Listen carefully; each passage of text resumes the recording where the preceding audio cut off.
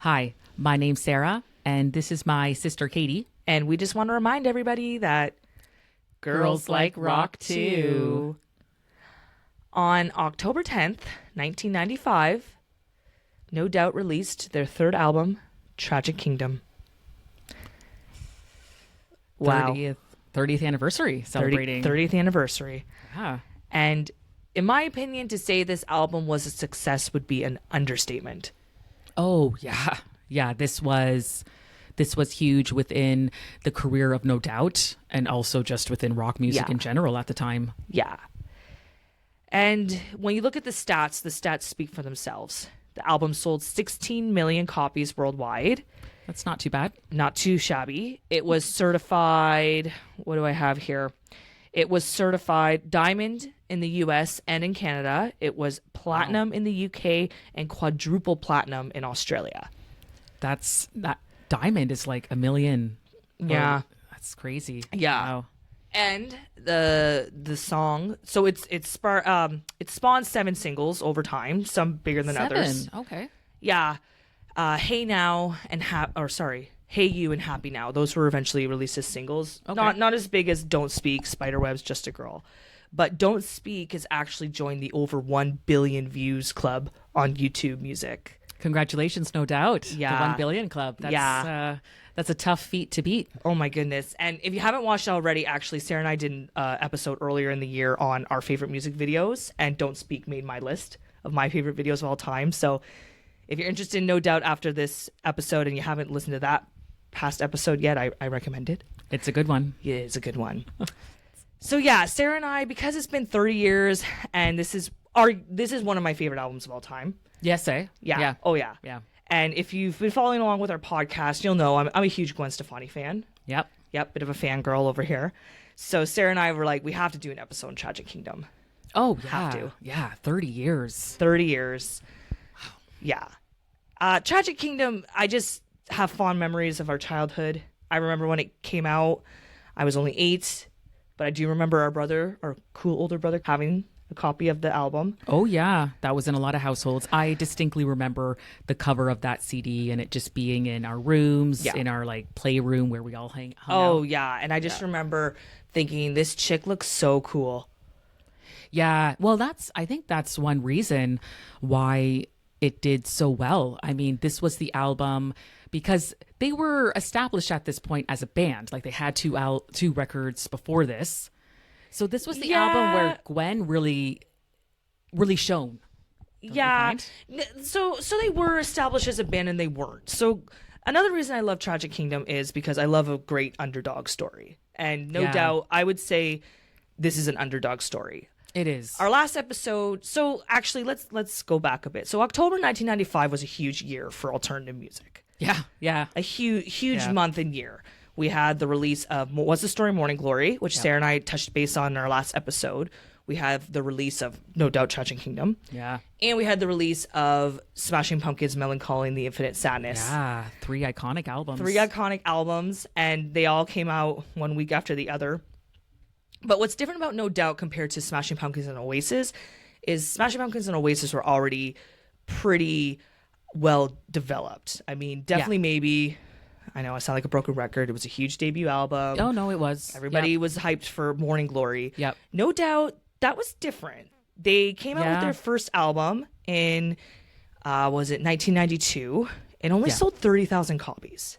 Yeah, that's not like amazing 30,000 for what this band did become. Yeah. 30,000. I mean, that's great. Like if we had 30,000 subscribers, I'd be thrilled. Yeah. No, it's all relative. Yeah. But it's not 16 million. No. Right? No. And over 1 billion views on YouTube.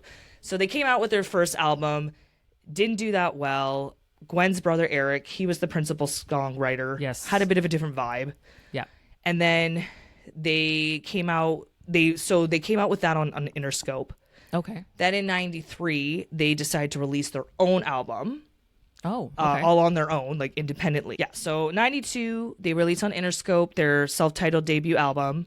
Like I said, 30,000, okay, but not amazing. Yeah.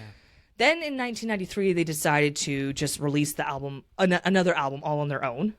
Wow. Oh, Yeah. I didn't know that. Yeah, and they weren't dropped by Interscope, I don't believe.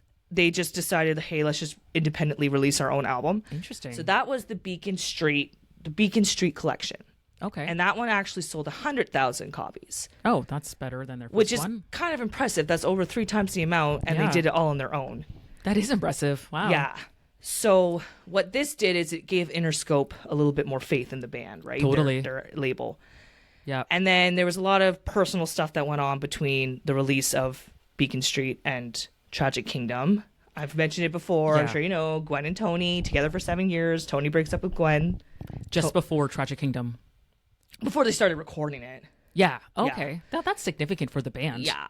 And then Gwen's older brother, Eric, he was the keyboardist and he was the principal songwriter. Yes. And then he started getting kind of frustrated just with the lack of creative control of the band Right. through the record label. And I think he just kind of got burnt out and fed up. And so Fair enough. he stopped coming to band rehearsals, which was awkward because they were held at his house. Oh, really? That's and, funny. And so he left. Now he is still on Tragic Kingdom. Yes. Yeah. He's actually even on the cover. Like Gwen fought hard to have him included in the album pictures because she felt like because he helped with the album, he should be included. I mean, in terms of royalties, that worked out I very well know, for him. I know. Wow. Yeah. So he is included in the album, but for Tragic Kingdom, yeah, Gwen really did shine as the songwriter. Well, that's it. I did read an article, and another band member, I can't remember who it was, mentioned that this was the first time that Gwen actually was the sole lyricist. Yes, I think Tom Dumont, their guitarist, he talked a lot about that. Oh, okay. That's probably it. And he said, yeah, like nothing against Eric. Eric just had a different vibe. Yeah. And I think they really became No Doubt when Gwen took over as the principal songwriter. And like, you can't deny, I mean, she has some amazing lyrics. She does. And songs on Tragic Kingdom. Well, and other journalists and musicians have said this. There is something to be said of when the singer writes the lyrics. Yeah. That emotional, personal component to it. Yeah. And how they deliver the song as well. Yeah. And that you can really see that in Tragic Kingdom. Oh my Gwen. gosh, you can feel it. Yeah. And just well written lyrics. Like, Yeah. Like, we've talked about this before when talking about other songwriters like Billy Joe Armstrong from Green Day and Noel Gallagher from Oasis. They're smart people. Like, they write, they're poets, really. They write these. They're artists. Right? Exactly. Yeah. They're artists. And man, I think of like Happy Now, just the lyrics. Did you listen to that song recently? I did give the album a listen recently, Yeah. and listening to it, I'm like, oh, I know all these songs, right? We listen to it so much. Happy Now, that's a good one. Oh, Yeah. just the lyrics. Like, you had the best, but you gave her up because dependency might interrupt idealistic will, so hard to please. Just an awesome breakup song. And you can just really see Gwen as a songwriter. And the 90s was such an interesting time for women because in some ways we were still objectified a lot, but we also started coming out of our own shells. And one of my big pet peeves of Tragic Kingdom is when you had these music critics be like, oh, sex still sells. People just like the way Gwen Stefani looks. That was something I was going to mention. Yeah. A little bit of a feminist rant that, this only got big. It's because their lead singer, they called the leggy blonde. Is attractive. Yeah. And I find that really annoying because this is a solid album, musically, lyrically, and not just because their lead singer is an attractive woman. Yeah, exactly. And listen to the lyrics. I mean, come on. She wrote Just a Girl. That song is amazing. Yeah, and that still resonates today. It does still resonate today. And you watch Gwen in this era. I mean, watch Gwen anytime, but what I really love about mid-90s Gwen is this is when she just became her own person. Yeah. And she's a performer. She is. Is she sexy? Yeah, of course. She's an attractive woman. She wears crop tops and jumps around, but that doesn't mean that you're not talented just because you do that. Yeah, and another rant. Reading about a little bit about 30 years of Tragic Kingdom. At this point, it was known as an era of angry white women. Because you had Gwen Stefani, Alanis Morissette, Hole, Shirley Manson. And I just find that annoying where it's like, oh, a woman is being kind of like emotional in her work. Oh, she must be angry. Yeah. I just Well, it's found funny that- too because when I was reading up on Alanis Morissette, she kind of made a comment about "Jagged Little Pill," saying that, and she's like, okay, yeah, you ought to know that's kind of an angry song," but she's like, "Have people listened to the album? Like, there's also a lot Yeah. of positive notes on it too." Yeah. And that's what I feel about Tragic Kingdom too. Yeah.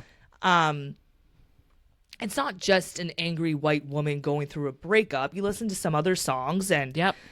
it's not all about that. Well, one example, is it called Different People? Yes. There's one, and apparently Obama used that. Yeah, he says it reminds him When- of his daughters. Oh, He talks about two sisters. Oh, is that it? Okay. Yeah. I'm like, I thought that was cool that he used that in his presidential campaign, or he put it on a playlist. He put it or on something. a playlist on Instagram, like one of his like okay. Obama summer playlists, and I'm okay. quite sure I read that he said it reminds him of his two daughters because okay. it talks about different sisters. Like us, Sarah. Yeah, that's right. Yeah. I did think of you when I thought of that song, and I read that, and I'm like, Yeah. I thought that was really And even cool. like the song 16, that's just about being a teenager and yeah. No.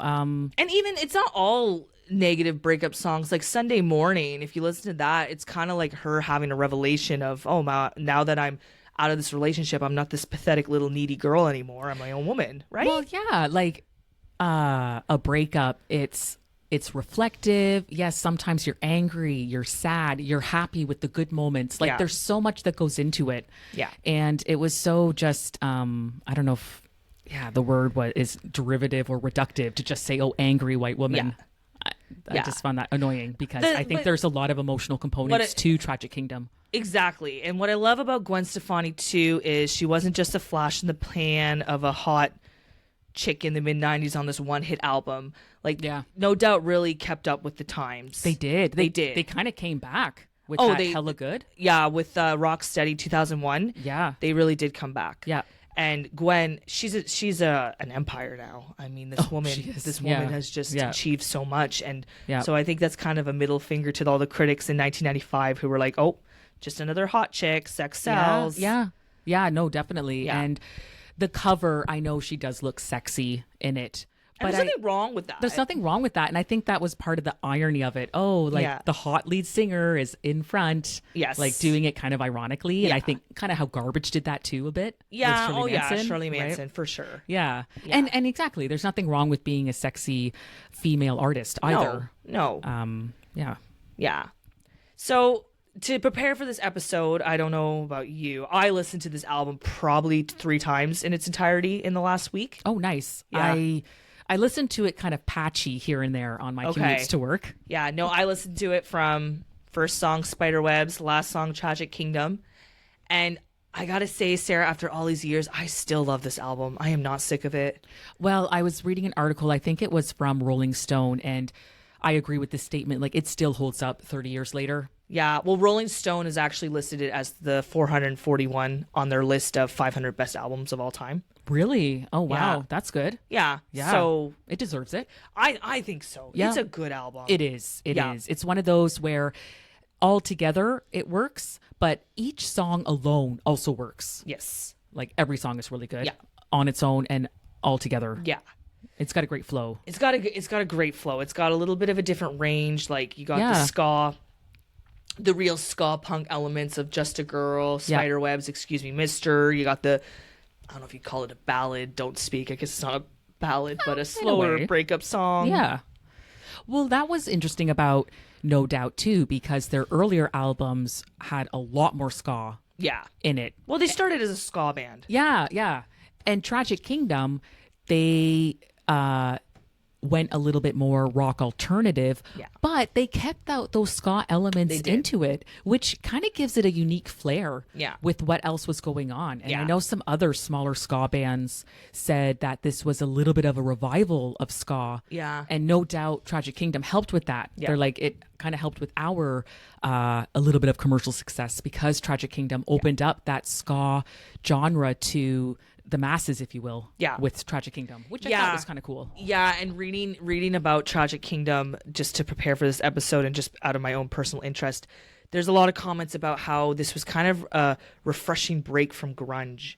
Because in 1995, it was all about Kurt Cobain, Chris Cornell, Lane Staley, and these are great artists. Don't get me wrong. I love Oh, for grunge. sure. As if anyone has been following along our series, they'll know I love grunge, and there's Yeah. nothing wrong with that. But this is kind of refreshing because it was a break from it.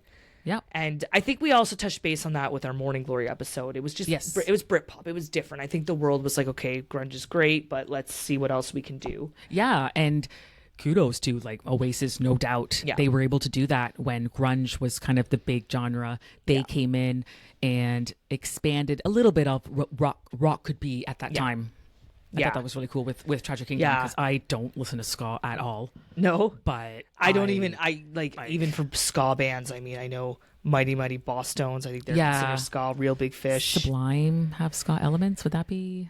Yeah, and Sublime and Gwen, they did a few songs together. Oh, did they? Oh, that makes Yeah. sense. Yeah, and they're all from kind of the same area of the States, right? Yeah, No Doubt's from Anaheim, and Sublime was from Long Beach. Okay, so that makes sense too. Yeah, same type of area. But no, Yeah. this is cool too.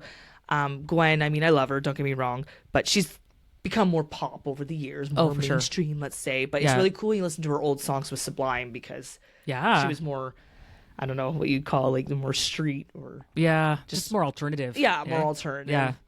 Yeah. So and another, just speaking about Gwen, and No Doubt in general, it's kind of fitting right now too because they just announced that they're coming to Vegas together. And we had Sarah and I had predictions. We thought maybe they would do Oasis, maybe not as big as Oasis, but do like a reunion 30 years since Tragic Kingdom tour. It would make sense. Yeah. Yeah. Which they haven't, but they did announce, I don't know how many dates, but they're playing a small residency at the Sphere. I was going to say, I think it's a residency. I don't know how long, but that would be a cool show to see. And I was thinking with that, maybe they'll take it and go to other cities and maybe make a little bit of a tour celebrating No Doubt. Yeah, for sure.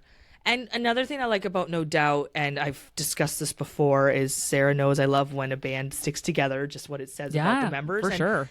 Other than the changes before Tragic Kingdom with her brother leaving and a few other lineup changes, it's always been Adrian, Tom, Tony, and Gwen. I was going to ask you if it's the same for band members for the residency, and it is. Yeah, as far as I know. Yeah. Wow. So that's cool. crazy. I That always is think cool. that's neat too. Yeah. And even when I watched them, so they played together at Coachella in 2024. That's right. They did do Yeah. that. Yes. And you can still, after all these years, just feel the energy of the band together. I love that. yeah, I mean, I've never seen No Doubt live. I would imagine it's a great unfortunately, show. I never have either. And then we have seen Gwen twice, and I've seen her 3 times. yeah, and she's got a fantastic stage presence. Yes. So I would imagine her in her element of in No Doubt would be really great to see. Yeah. With oh with yeah, her that's on my band bucket members. list. I do hope they come out with some sort of reunion tour. I don't know if they will. I would think that would do well. Yeah, that would do well. I think so. I mean, they're getting older. They probably don't need the money. I think they're all doing pretty well for themselves. So Yeah. they would have to Yeah. just do it because they want to. But no, Gwen, that was another point I wanted to touch base on with this episode about Tragic Kingdom. Like, she is such a performer. She is. Like, Yeah. she really Yeah. is. Yeah. I remember being shocked when we went to see her in Vegas and she had a few little video montages in between her songs. I don't know if Yeah. you remember. And the Yep. one she kind of talks about how she never really saw herself as a superstar. And I'm just like, really? Because you were so good at it. Like, you were such a good performer. She is. She is. And that really comes to light in Tragic Kingdom. Yeah. She must look back on that, and that was like the beginning of it all. Yeah. And it just really came together. Yeah. Because how old would she have been for Tragic Kingdom? She would have been like mid 20s, probably 25. Okay, Between so- 25 and 27 when it like got really big and stuff. Okay, so that's when you really start to get to know yourself and yourself as an artist, and that really just came to the forefront. Tragic Kingdom is just such a force from the mid-90s. It is. And then I was reading up on Tragic Kingdom again for this episode, and they came out with Live in Tragic Kingdom, which was, I'm dating myself, it came out as a VHS in 1997. Oh, wow. So okay. I YouTubed it to see some clips. And I've Sure. seen clips here and there of it, but that too, you could just really see Gwen in her element. Yeah, you really see her in her element in Tragic Kingdom, and with her writing all the lyrics. I didn't realize that was the first instance where she's the sole lyricist. And you can Yeah, really she feel wasn't that. the only, like, I do think they used some songs from Eric, her brother, still on that album. Oh, okay. Like, right, she didn't yeah. write all the, Yeah. but she did like Don't Speak, Happy Now, all the really good breakup ones. Yeah. Where I think she was basically the principal songwriter for those. And yeah, just watching Live in the Tragic Kingdom from 1997, you feel the energy. Yeah. And then it's neat watching Coachella from 2024. So we're talking like, Oh, wow. you know, almost 30 years later, and they still have that energy, the band. I watched a few clips when they did do Coachella, and very well done. Yeah. The energy is still there. And you Yeah, can tell they've all love aged it. very well. They have aged really well. Yeah, all Yes. four of them, I yeah. think. Yeah, no, definitely. Yeah. Yeah. But it's just neat. And then also I found out kind of a cool Canadian tidbit is when they were releasing Tragic Kingdom, to promote it, they did like I don't know if it was actually an intimate and interactive, but they did like a thing with Much Music where they came into the studio and they cool. and they also broadcasted this at like HMV stores. Oh, neat. Okay. Yeah, and they did like a little live performance. And apparently, after they did that in May 1996, I believe, it doubled the sales of Tragic Kingdom the week later. Oh, wow. So I just thought that was Nice. kind of cool. I'm like, oh, Canada, that was Much Music. So I tried That's to really find cool. clips on it. I could find this one clip. Do you remember Bill Wilichka? Yes, the VJ. I do. Yeah. Yeah. Oh, yeah. It's just funny because it's him introducing No wow. Doubt, and it's just so 90s. I love it. Yeah. Yeah. Yeah. That would be. Yeah. Oh, that's so cool. If you see it on YouTube, definitely let me know. That would be neat too. Well, I got the one clip. I think she was singing. Was she singing Spiderwebs? One of the main songs on the album. But yeah, Nice. you got to look it up. She's got like, it's so like 90s Gwen. The leopard print pants Oh, and gosh, the yeah. crop top, tank Yeah. top. Just and then Tom, the guitarist, has like a Sublime shirt on. Oh, nice. Yeah, Yeah. so it's just so 90s. And Yeah. if anyone knows me, they know I love the 90s. Yeah. Oh, Yeah. cool music, cool fashion. Yeah. Yeah. Yeah. So Sarah, like, what are some of the tracks that stand out for you for Tragic Kingdom? My favorite song on Tragic Kingdom would probably be Sunday Morning. Yeah, that's a I just- classic. It is a classic. It's I love that music video. I was going to say the music video Yeah. is so good. The Yeah. spaghetti food fight. And it's a great song. And And it's just her outfit. Oh. yeah. And it's kind of near, it's like track 8 or something. Like it's like one of their big songs, but kind of at the end. Yeah, I think little it bit. comes before Don't Speak. Oh, okay. Yeah, of course, Don't Speak is iconic. And the Excuse Me, Mister, that's number 2. Yes. I just think it's beaty and it just works really well as like a second song on the album Yeah. after Spiderwebs. Yeah, those are the ones that stand out for me. Yeah, Excuse Me, Mister, and Sunday Morning. Yeah. Yeah, totally. Yeah. I honestly pretty much love every single song on the album. I don't know if we were talking about this before we actually were recording or if I said this already, but every song works as a single Yeah. almost. You Oh, yeah. like I can see how they had like 7 singles. Yeah. Because you could put any of those songs on the radio. Yeah. And like Just a Girl, I can still put it on and I can still rock out to it. Yeah. And again, Yeah. like just the whole like the bleeding of the 90s. Like I think of the scene from Clueless where Cher and Dion are in her Jeep. Yeah, And that's that song's right. on in the Yeah. background. Well, and we saw Gwen 2 years ago. Yes, May 24. And Gwen, I mean, for this performance, she also plays some No Doubt. And she mentioned for this one, she's like, this still holds relevance today. Yep. What I say in this song, and it really does. Oh yeah. That is such a classic song, Yes. Just a Girl. Yeah, Just a Girl. Don't Speak, to be honest. I'm sure some people out there did get sick of it. I never got sick of it. I can still listen to Don't Speak. I never got sick of Don't Speak. No, I never did. All It's the so hits from good. Tragic Kingdom I never got sick of. Yeah. Yeah, Don't Speak is one where, again, it probably got annoying for some people. Yeah. But I was watching it, the video a couple nights ago, and I kind of cranked it, and it's just, it's such a great song. Yeah. It's a classic, that song. Yeah. Yeah, and what I love about Tragic Kingdom is all the songs have they have great intros, choruses, Yeah. bridges. Yep. Like even World Go Round. I love that song, and it wasn't a single, and it just had a different vibe, and the horns, and Yeah, the horns. Tragic Yep. Kingdom, which for years I didn't realize the play on words of Magic Kingdom from Disneyland. Oh my gosh. That article I wrote for today's episode, I read, they mentioned that. I was know. like, I did not know I that know. was like the title. A couple years ago, I came across that tidbit, and it was one of those aha moments where I'm like, oh my God, that's right. Magic Kingdom, Tragic Kingdom, which makes Yeah. sense because they live in Anaheim, which is like that's where Disneyland is. Yeah, kind of like an ironic play, I guess, on Yeah. Disneyland. Yeah, I so didn't know that either. I thought that was but, funny. It just Tragic Kingdom was just such a huge album in its own right. I never thought to relate it to something else because it was just always No Doubt Tragic Kingdom. But I'm like, oh, that is a play on Magic Kingdom. Yeah. So Yeah. And just it just makes me think of my childhood Tragic Kingdom because, like we said, our older brother had the album. You had the YM with Gwen on the cover, the iconic orange background, the short platinum blonde bob. That's right. Yeah, she was so big. Gwen Stefani. Was so big. And I think for a lot of millennials, Tragic Kingdom would be one of the albums introducing you to alternative music. Yeah. And just so great that commercially it did so well. Yeah. No, it did. And then it's kind of like, okay, so where did they go from there? So Tragic Kingdom was huge. They went on a world tour. They thought it would be a couple months. It was actually over 2 years long. Wow. Which shows how they were probably not even anticipating themselves it was going to do this well. I don't think anybody was anticipating it to do this well. No. And I think Tragic Kingdom, it made Gwen Stefani a household name.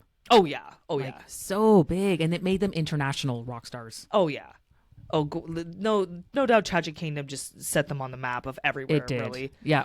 Yeah. Yeah. But what's funny about No Doubt is their next album didn't do that well.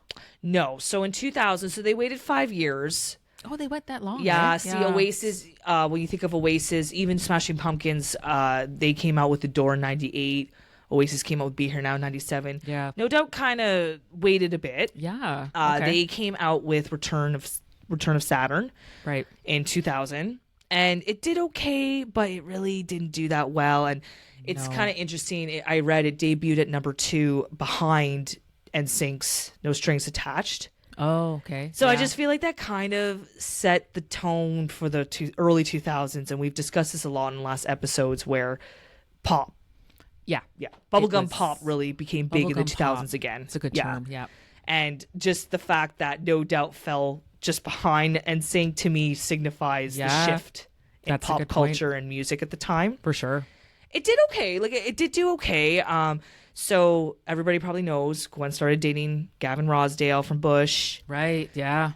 After Tragic Kingdom, they had a pretty nasty breakup. So a lot of that is reflected in Gwen's songs on Return of Saturn.